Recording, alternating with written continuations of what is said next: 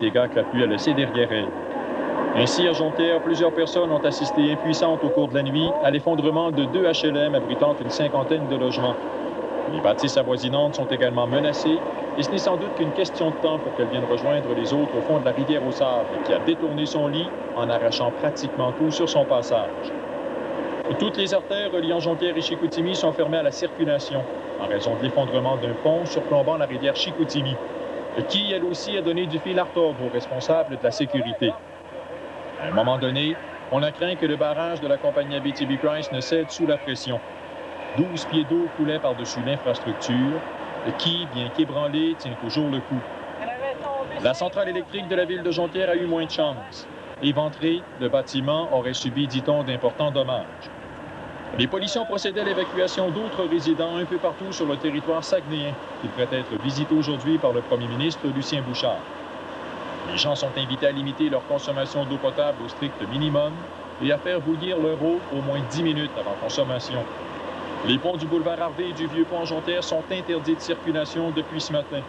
Seul le pont Nelson permet maintenant de communiquer d'un secteur à l'autre de la ville. De nombreuses pannes d'électricité affectent plusieurs endroits, certaines pouvant durer encore quelques heures, les électriciens étant dans l'impossibilité de se déplacer pour effectuer les réparations requises. Bien qu'il soit trop tôt pour évaluer les dommages, une chose demeure certaine, la facture s'élèvera à plusieurs dizaines, voire même centaines de millions de dollars. L'aide gouvernementale sera sans aucun doute demandée par les villes touchées par cette catastrophe naturelle sans précédent. Un reportage de Michel Morin à Jonquière. Bon, ben, ce sont des images qui parlent toutes seules. On a vu ces maisons complètement dévastées. J'imagine qu'il y a des centaines de Québécois qui vont revenir dans leur secteur et qui vont voir les dégâts qui ont été causés par ces pluies torrentielles. Ce matin, il y a beaucoup de gens qui se posent la question, bon, qu'est-ce que je fais avec une maison dévastée par des intempéries? Est-ce que les Anglais appellent un act of God? Est-ce que je suis assuré? Quel recours je peux avoir? On a au bout du fil un expert en sinistre de chez Ernst, Roy et Hobbs, Monsieur Claude Guérette. Bonjour, Monsieur Guérette. Bonjour. Alors, dites-moi, qu'est-ce qui est couvert là, par les assureurs? Est-ce que ce genre d'intempéries peut être couvert?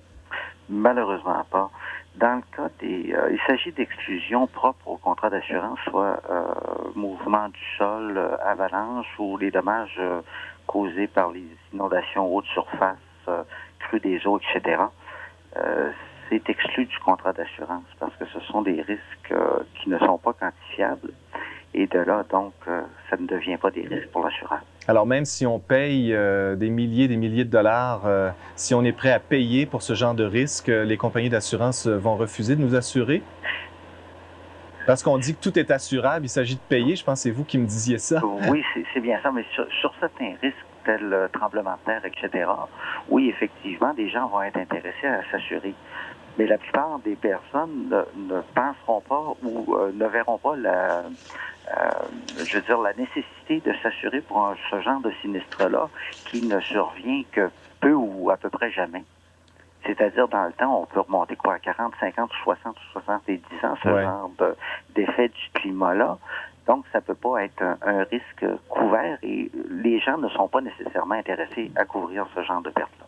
Alors, M. Guérette, si des gens vous appellent, si des clients vous appellent aujourd'hui puis vous disent, bon, ben ma maison est dévastée, je l'ai retrouvée 200 mètres plus loin de là où elle était originellement, qu'est-ce que vous leur dites à ces gens-là? Malheureusement, dû aux exclusions que j'ai mentionnées tout à l'heure, soit mouvement, glissement du sol, ou bien les dommages par eau, par l'inondation, raz de marée, glace, crue des eaux, etc., ça serait un risque exclu du contrat tout risque et non couvert sur le contrat de base qui assure risque spécifié.